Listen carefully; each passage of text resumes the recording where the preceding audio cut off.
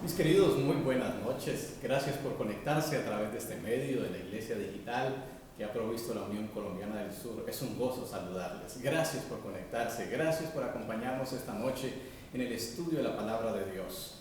Yo sé que ustedes y yo estamos nostálgicos, porque cada vez que llegaba Semana Santa a estas fechas estábamos preparándonos para un supercampamento, para disfrutar las actividades juveniles, estudiando, haciendo marchas, recogiendo el alimento, los dineros, tantas cosas hermosas. Bueno, esta vez nos tomó en casa, acampando en la sala, pero disfrutando con un espíritu joven. Y es que esta pandemia realmente está afectando terriblemente al mundo, pero ha de ser para nosotros un llamado de atención porque el Señor viene pronto. Esta es una señal de que debemos predicar el Evangelio del Reino a todo el mundo en nuestra generación.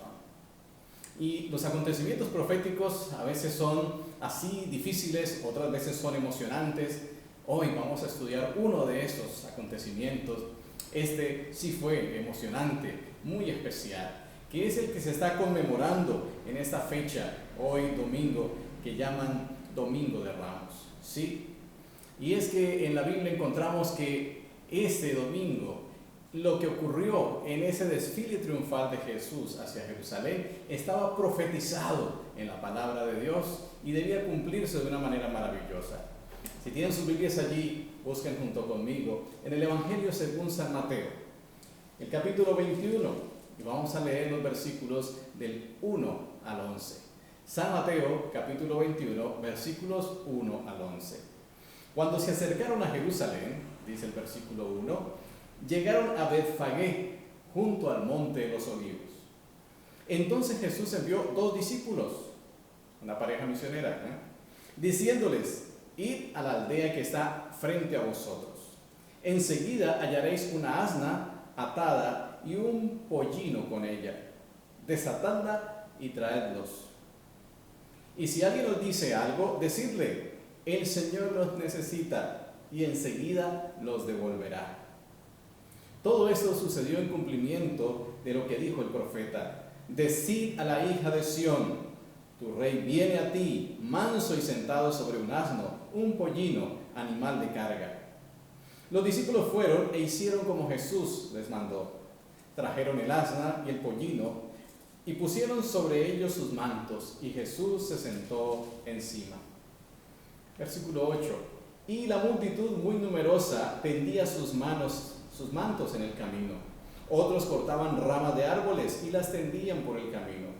Y la gente que iba delante y los que seguían aclamaban diciendo: gloria al Hijo de David, bendito el que viene en el nombre del Señor, gloria en las alturas. Cuando Jesús entró en Jerusalén, toda la ciudad se conmovió y decían: ¿quién es este? La gente respondía: este es el profeta Jesús de Nazaret de Galilea. Es muy interesante este registro bíblico de la entrada triunfal de Jesús a Jerusalén, porque hoy domingo 5 de abril estamos conmemorando un cumplimiento profético que tiene valiosas lecciones para nosotros, lecciones muy importantes. Tal vez te estés preguntando: ¿qué tiene que ver la entrada triunfal de Jesús a Jerusalén con nosotros en el siglo XXI en medio de una pandemia? Pues mucho tiene que ver. Quiero invitarte en esta noche para que veamos 5 aspectos importantísimos, fundamentales para tu vida, para tu bienestar y para tu salvación. El primero de ellos, que encontramos allí en la palabra del Señor, es que el Señor siempre cumple su palabra.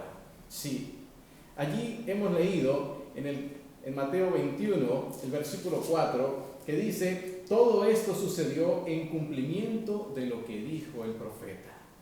Sí, la entrada triunfal de Jesús a Jerusalén fue en cumplimiento a lo que ya el profeta Zacarías había dicho.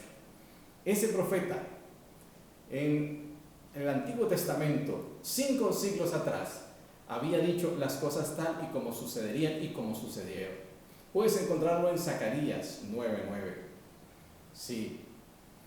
¿Y qué tiene que ver esto con nosotros? Bueno, que Dios siempre cumple su palabra. Ahora, ¿qué pasa con la palabra del Señor?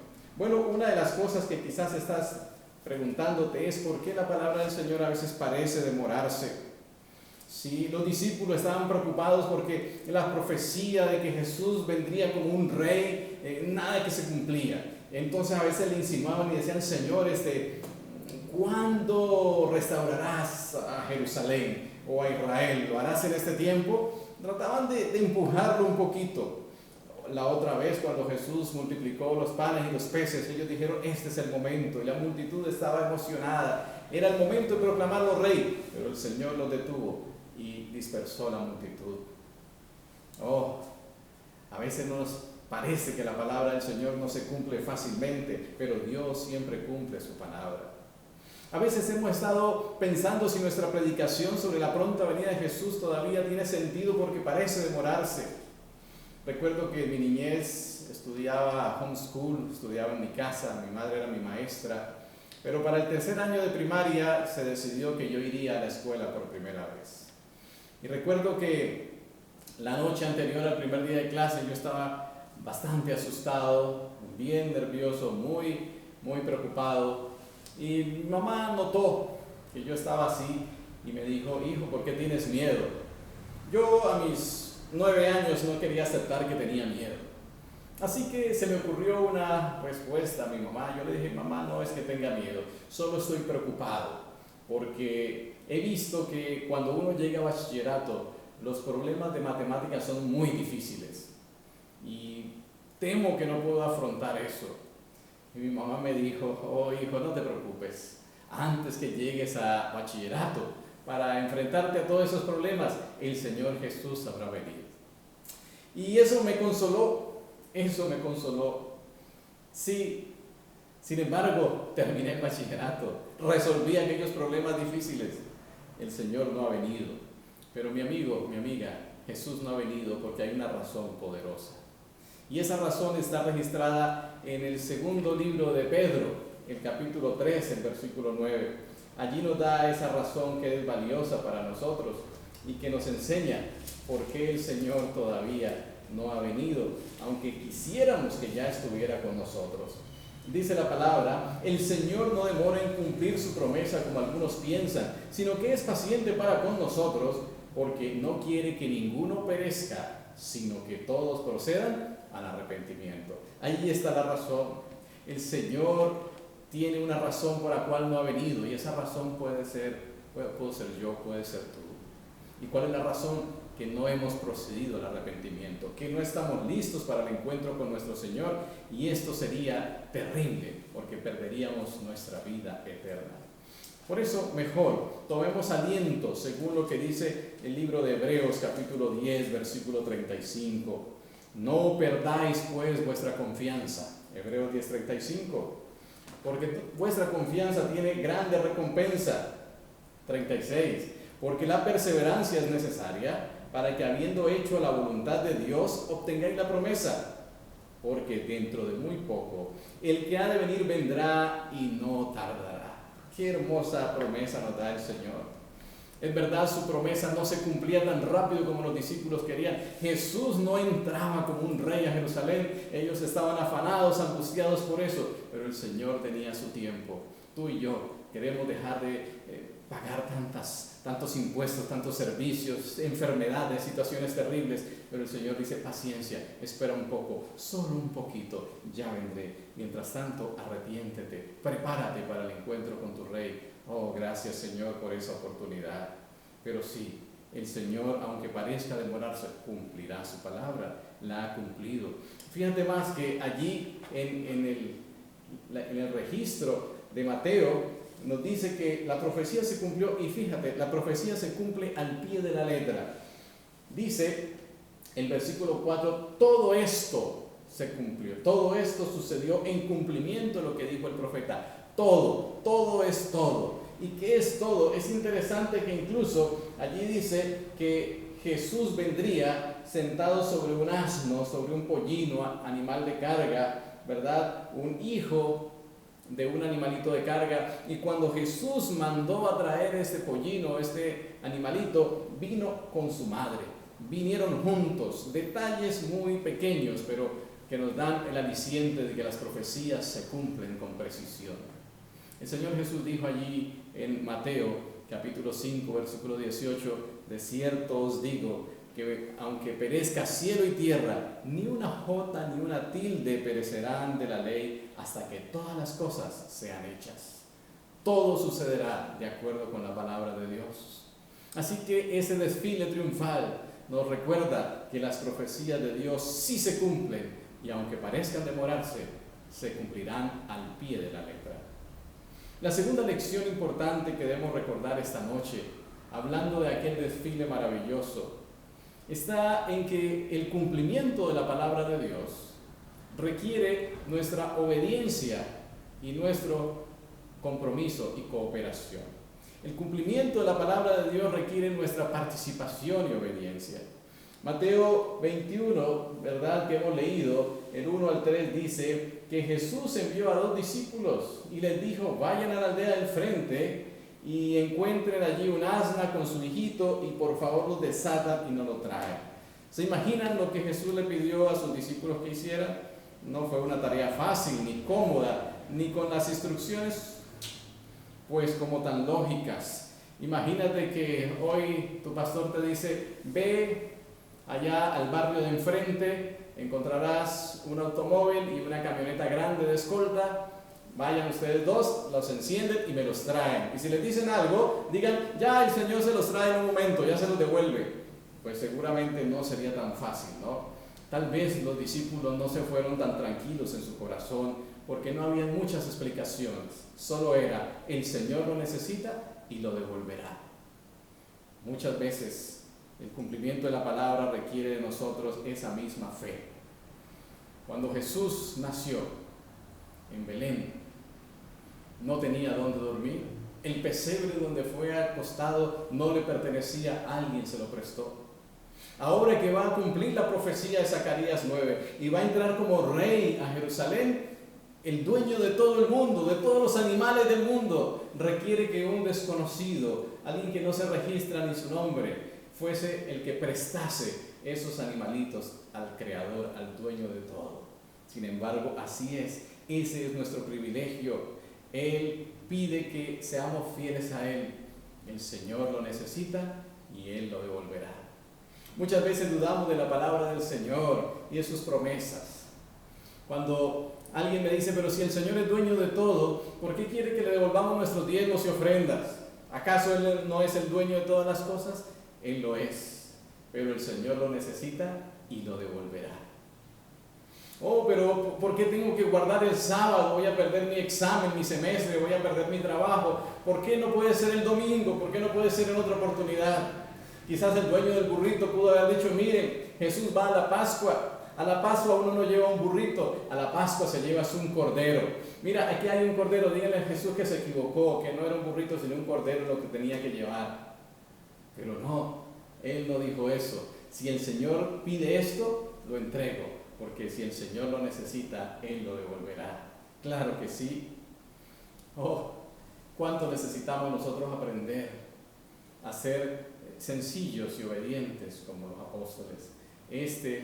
Esta experiencia de la entrada de Jesús a Jerusalén nos recuerda que el cumplimiento de la palabra requiere nuestra participación obediente, dispuesta al Señor.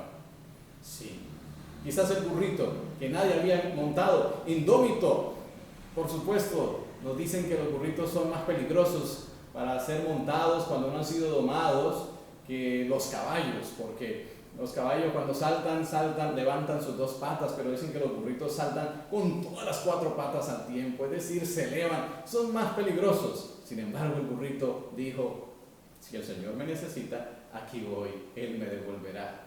Vaya la sencillez de este manso animal. Pero qué bueno que nosotros podamos decir: Señor, aquí estoy, si me necesitas, entonces heme aquí, envíame a mí. Qué privilegio.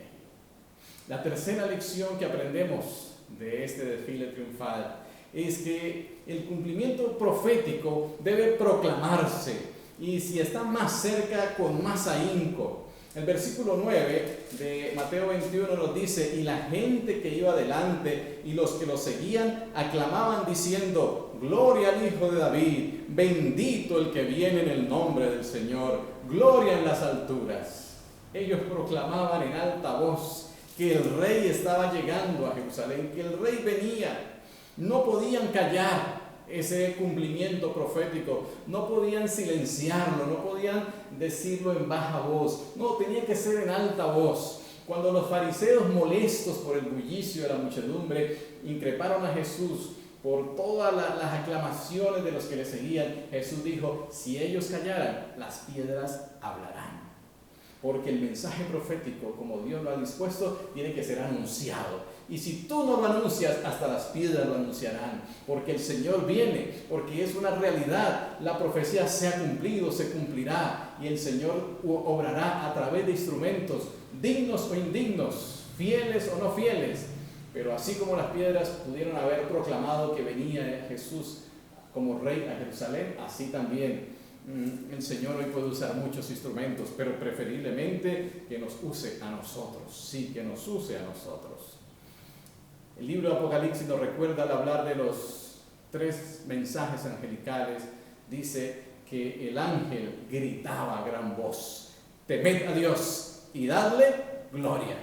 Esa misma intensidad, ese mismo volumen, esa misma fuerza es como nosotros necesitamos proclamarle al mundo que Cristo está viniendo, que las cosas que suceden, las pandemias, los rumores de guerras, todo lo que está pasando indica que nuestro Redentor viene pronto.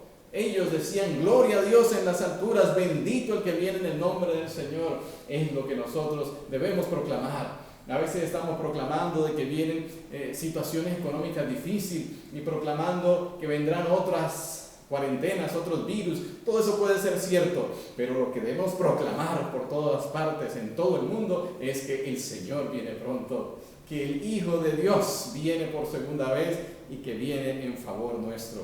Eso es lo que hoy tenemos que decir en alta voz. Y fue lo que ellos dijeron poderosamente: el Rey viene. La gente tiene que saber que nuestro Dios está cerca. La cuarta lección de este desfile triunfal es que un evento profético menor sirve para explicar uno mayor, para ayudarnos a entender uno más grande que sucederá en el futuro, de dimensiones arcantes mundiales, uno parcial para uno mundial. La entrada triunfal de Jesús a Jerusalén es un anticipo de lo que será su venida a este mundo para llevar a los suyos a la ciudad celestial. ¿Por qué? Bueno, hay varios paralelismos. Por ejemplo, tanto la profecía del ingreso de Jesús como rey a Jerusalén, como su venida y su ingreso por las puertas de la ciudad santa, Jerusalén celestial, con su pueblo, ambos han sido dados por profecías muy marcadas en el Antiguo y Nuevo Testamento. Un segundo paralelismo es que así como Jesús entró como rey, a pesar de que tenía muchos enemigos, Jesús también vendrá como Rey de Reyes y Señor de Señores. Jesús venía allí desde el Monte de las Olivas. Primero pasó por Betfagé, que es la casa de los higos, luego subió al Monte de los Olivos, y al descender se pudo contemplar Jerusalén. La gente proclamaba: bendito el que viene en el nombre del Señor. Todos los que estaban allí tuvieron que levantar sus ojos y podían ver todos que venía alguien allí como un rey, que la gente le rendía honor. Y la gente salió corriendo de Jerusalén hacia allá para encontrarse con esa muchedumbre, para saber qué pasaba. Los gritos, no solamente todo ojo lo vio, sino que todo el mundo escuchó aquel mensaje que decía: viene en el nombre del Señor el Hijo de David. Y la Biblia dice que cuando venga el Señor, este evangelio del reino será predicado a todo el mundo, y entonces vendrá el fin. Claro que sí. Otro paralelismo hermoso es que el grupo que seguía a este rey victorioso no era un grupo de cautivos, de personas que iban a ser ejecutadas, sino al contrario, de rescatados, de redimidos. Ustedes saben quién iba llevando el cabestro de aquel humilde pollino en el cual Jesús iba cabalgando. Pues nada menos y nada más que un hombre que había sido sacado de la tumba después de llevar 4 días de muerto. Lázaro, allí estaba, sano, viril, saludable. Claro, como estarán los hijos de Dios levantados de los sepulcros, y que serán arrebatados de las garras de la tumba para encontrarse con el Señor en el aire. ¡Qué precioso! Allí estaban los ciegos, que antes algunos habían nacido ciegos, pero ahora podían ver al Rey entrar a Jerusalén. Estaban los sordos que antes no oían, pero que el Señor había dicho, ábrete, y habían podido abrir sus oídos para escuchar las palabras del Redentor. Estaban los mudos, que ahora exclamaban con voz fuerte, gloria a Dios en las alturas. También estaban los lisiados. Estos hombres y mujeres que habían sido paralíticos, ahora eran los más enérgicos en cortar palmas, en cortar ramas de los árboles para crear una alfombra o para agitar en el momento que Jesús pasaba. Quizás por ello es que este domingo se llama Domingo de Ramos, porque ellos cortaban las ramas con ímpetu, sabiendo que antes eran paralíticos, pero ahora podían moverse y servir a su Señor. ¡Qué precioso! Cuando el Señor venga, tendrá un grupo de seguidores victoriosos, fieles también. Sí, así será. Vendrán ese grupo de los que fueron rescatados de las tumbas, resucitados, inmortales, transformados para ir al encuentro con su Señor. Quizás en ese grupo también estarán los ciegos, aquellos que no querían ver, pero un día finalmente permitieron que el colirio celestial abriera sus ojos y ahora contemplan al Rey en su hermosura. También estarán los sordos que no querían oír la palabra de Dios, aquellos que se negaban a escuchar el mensaje, pero en algún momento permitieron que la voz de amor de Dios llegara a lo profundo de su ser, y entonces sus oídos se abrieron para escuchar la palabra de salvación. También quizás los mudos que no querían predicar, que les daba miedo decir que eran fieles seguidores de Dios, pero que luego con el descenso del Espíritu Santo salieron para dar un fuerte pregón al mundo y proclamaron que eran hijos del Rey de Reyes y Señor de Señores, anunciaron su venida y atrajeron a otros para la eterna salvación.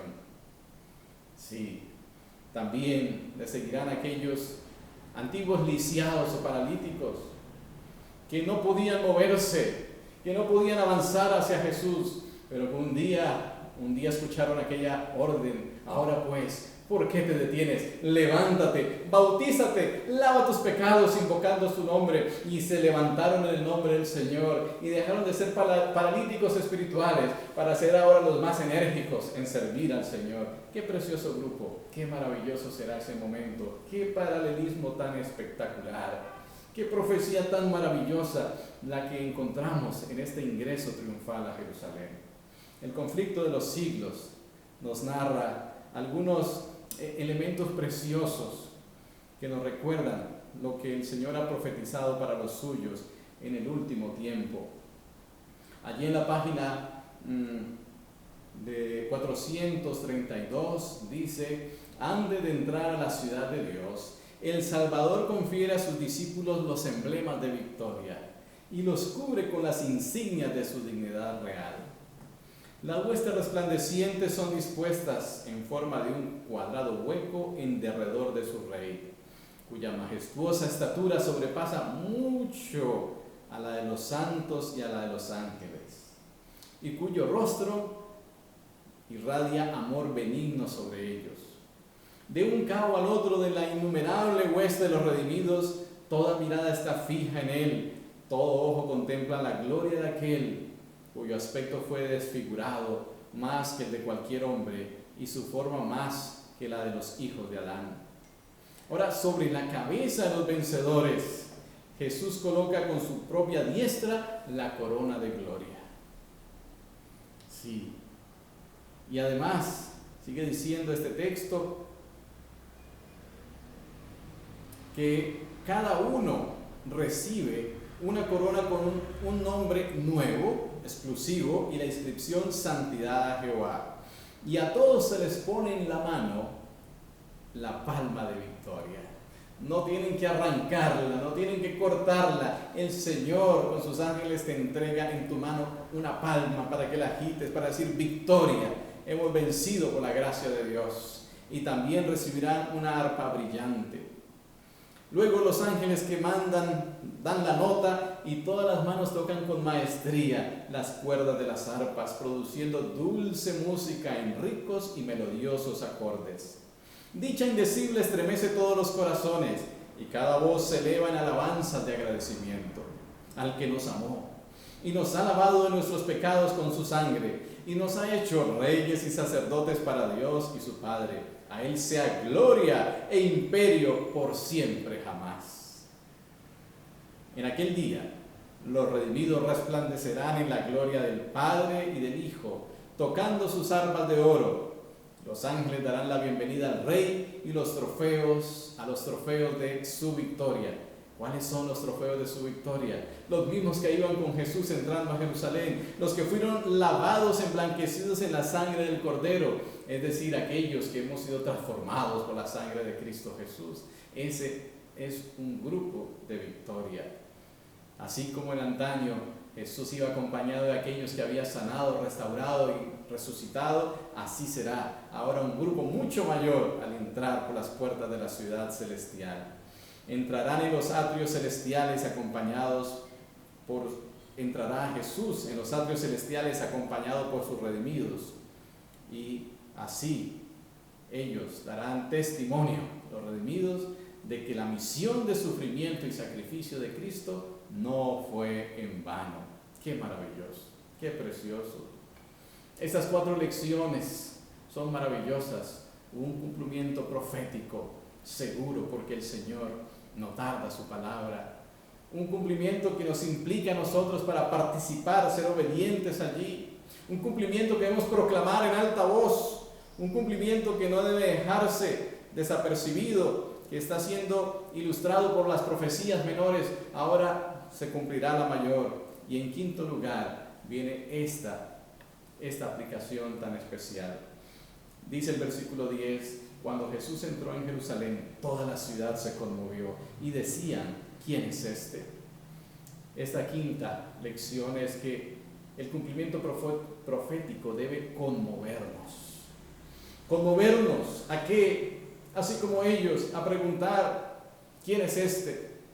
Las señales que se están cumpliendo deben conmovernos, deben sacarnos de nuestra zona de confort. No podemos quedarnos estáticos, debemos movilizarnos para preguntar, ¿quién es este? Tenemos que indagar, escudriñar, leer asidua y profundamente las Escrituras para saber qué es lo que está ocurriendo y de quién se está hablando. Pues así como dijo Jesús en Juan 5:39, escudriñad las Escrituras, porque en ellas tenéis la vida eterna y ellas son las que dan testimonio de mí. Escudriñemos la palabra de Dios. Si estos días de cuarentena nos brindan un poco más de tiempo, que sea tiempo para el encuentro con nuestro Dios, para escudriñar de su palabra, para saber el testimonio que la Escritura da de nuestro Señor. La clave no es solo conmovernos y asustarnos y preocuparnos o averiguar el chisme. Tenemos nuestras redes cargadas de información y desinformación sobre el COVID-19, sobre tantas cosas que hay que hacer, que no hay que hacer. Sí, puede ser que eso sea importante, pero no es lo más importante. Lo más importante es responder la pregunta, ¿quién es este? ¿Quién es Jesús para mí? ¿Quién es Jesús para ti? Conocerlo de verdad en nuestro corazón es la clave de nuestra salvación. Reconocerlo como Rey de nuestra vida es lo que necesitamos hoy. La historia que se narra en la mejor biografía de Jesús, el deseado de todas las gentes, nos dice que cuando los discípulos le preguntaban, ¿quién es este?, los discípulos llenos de inspiración contestaban en elocuentes acordes que repiten las profecías bíblicas acerca de Jesús en toda la Biblia. Adán os dirá, esta es la simiente de la mujer que herirá la cabeza de la serpiente. Preguntadle a Abraham y él os dirá que es Melquisedec, el rey de Salem, rey de paz. Preguntadle a Jacob y Jacob dirá que es Silo, de la tribu de Judá. Isaías, este gran profeta, dirá, es Emmanuel, es el admirable consejero, Dios fuerte, Padre eterno, príncipe de paz. Nehemías dirá, en la rama de David, Jehová, justicia nuestra. Daniel dirá, es el Mesías, príncipe. Oseas exclamará, es Jehová, Dios de los ejércitos, Jehová es su memorial. Juan el Bautista dirá con claridad, es el Cordero de Dios que quita el pecado del mundo. El gran Jehová, el Padre ha exclamado desde su trono: este es mi Hijo amado, en quien tengo contentamiento. Los discípulos declaraban: este es Jesús, el Mesías, el príncipe de la vida, el redentor del mundo. Incluso el enemigo, el príncipe de los poderes de las tinieblas, lo reconoce diciendo: sé quién eres, el Santo de Dios. ¿Y tú qué contestarás ante esta pregunta que nos conmueve? ¿Quién es este? ¿Quién es el que viene? Podrás decir con seguridad: este es nuestro Dios, le hemos esperado y Él nos salvará. Entrega hoy tu vida al Señor y dile: Señor, yo quiero entender que el cumplimiento profético dado en tu palabra está cerca, que el Rey que viene cerca está, que Él hizo la provisión para mi salvación y quisiera hoy aceptar su invitación de amor y entregar mi vida a Él por completo, para que ese día maravilloso sea parte del grupo de los victoriosos seguidores de Jesús y pueda seguir a Él por donde quiera que Él va y pueda ingresar a aquella ciudad santa celestial para vivir para siempre con nuestro Dios. Si tú deseas este precioso ofrecimiento de Jesús, si no has hecho un pacto con el Señor, solicita una guía de estudio de la Biblia totalmente gratuita, un tutorial para tu salvación. Es algo importante, pero en esta hora, únete conmigo en oración para decirle al Señor: Señor, quiero entregarme a ti por completo. Allí donde estás, en la posición más reverente que puedas, ora conmigo. Poderoso Padre, gracias, porque esta historia sencilla, tan conocida, del momento en que tu Hijo Jesús, montando un sencillo borrico, entró a Jerusalén aceptando la proclamación de Rey, nos ilustra que pronto vendrá, ya no en un borrico, sino en las nubes de los cielos, ya no para ser crucificado, sino para ser el Rey de reyes y Señor de señores, que redime a los suyos y le cumple la promesa de llevarlos consigo a la patria celestial. Oh Señor, en esta hora quiero entregar mi vida a ti por completo. Quiero rogarte que mi corazón sea transformado por tu poder.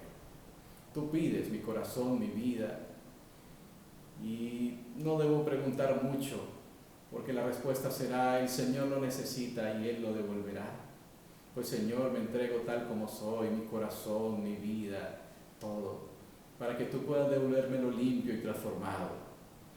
Tal vez hemos echado a perder nuestra vida, pues Señor, hoy la entregamos a ti para que nos devuelvas una vida preciosa, maravillosa, una vida que será para siempre. Nos rendimos a ti por completo. Tómanos como enteramente tuyos y permítenos estar contigo aquel día maravilloso cuando nuestro Redentor venga por nosotros y nos lleve victoriosos a la patria celestial. Y entonces, levantando aquellas palmas de victoria y con coronas sobre nuestra cabeza, proclamaremos que Jesucristo es el Rey de Reyes, nuestro Señor, nuestro Salvador, nuestro Redentor. Gracias por tu bondad. En el nombre poderoso de Jesús agradecemos. Amén, Señor.